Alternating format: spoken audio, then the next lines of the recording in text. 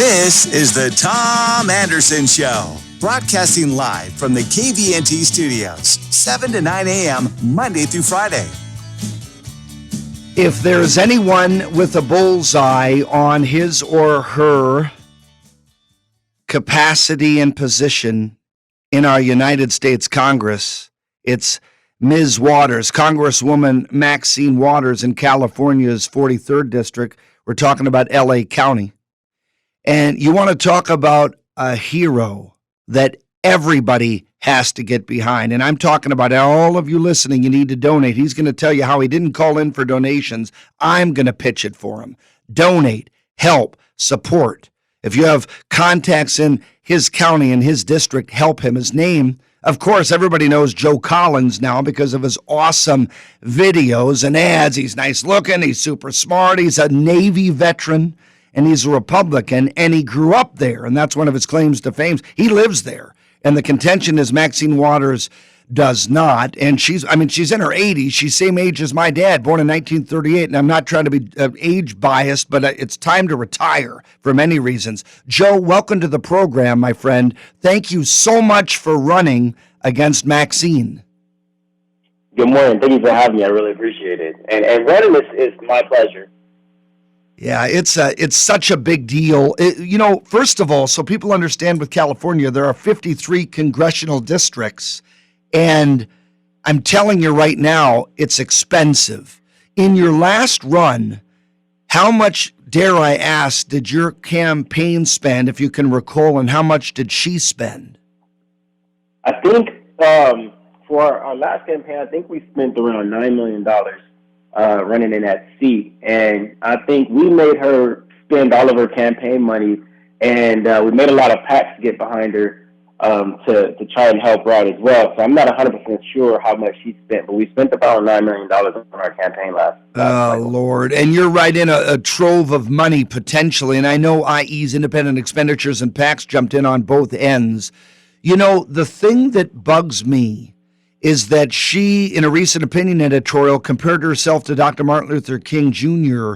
And, this portrayal that she's this noble, nonviolent person that's just trying to help out people. Then she darts over to Minneapolis. George Floyd was killed by a cop. Anybody, any moron can get that.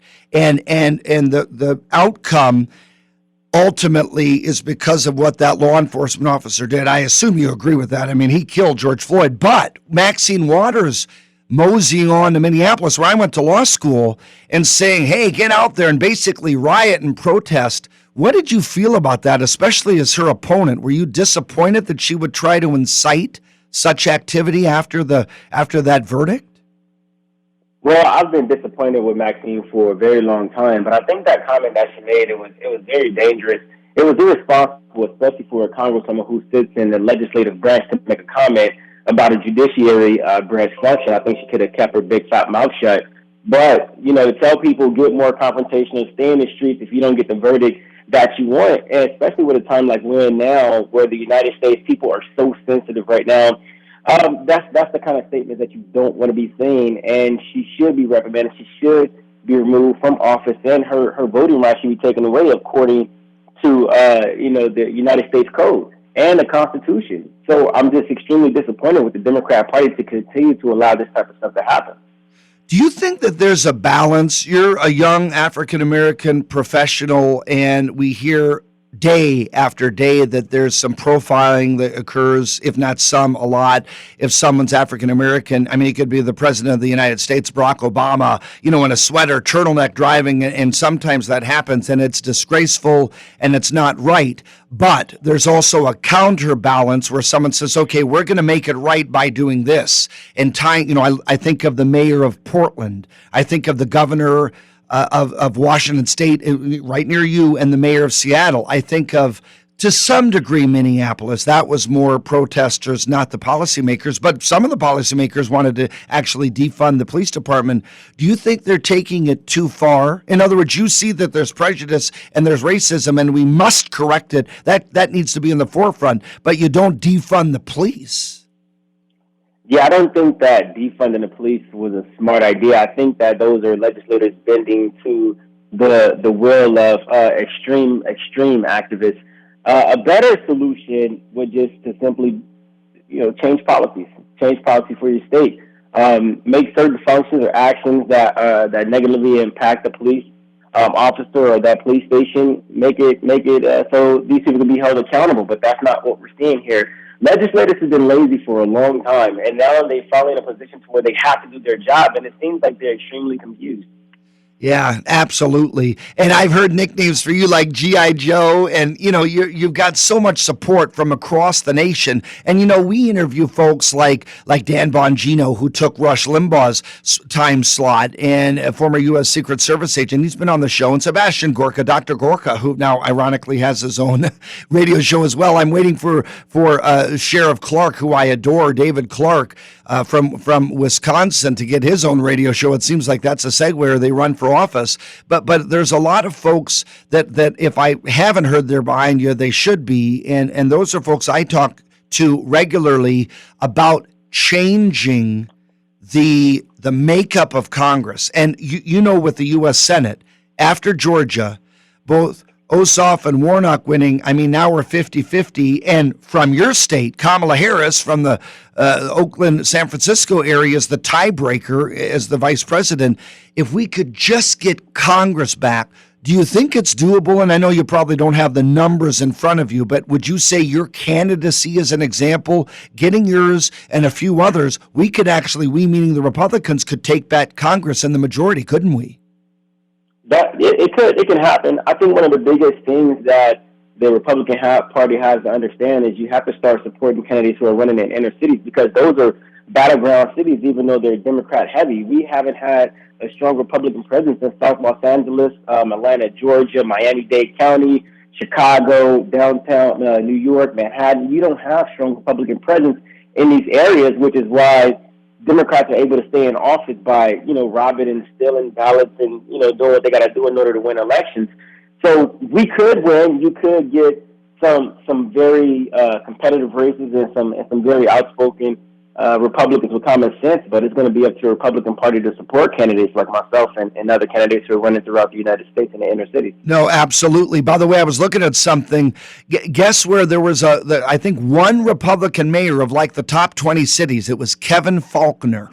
And I met him in California at a conference, 2 terms in San Diego, Kevin Faulconer. And Kevin is now running for governor of California. And he, that's an example of your point, right? Pretty much all the mayors in the big cities of America are Democrats. All the congressional members are Democrats. And then you look at like an Alexandria Ocasio-Cortez with no background. You're a Navy guy. You're a pro. You've been out there. She was, and I'm not knocking bartending or the hospitality industry. You and I both support it. But Alexandria gets in as a bartender. She beat a Democrat incumbent. I was like, how did she get in? And then she's so socialist. What are your, without giving your game plan, what are your targeted areas against Maxine? Are there like tons because she does so much that annoys the Republican side? I think targeted areas for Maxine would definitely have to be constant reach out to the communities. I know the Republican Party, they hate her, but she's one of the most powerful women in Congress next to Nancy Pelosi. So engaging with the people who live in the community on a level that they haven't been engaged in is like our target.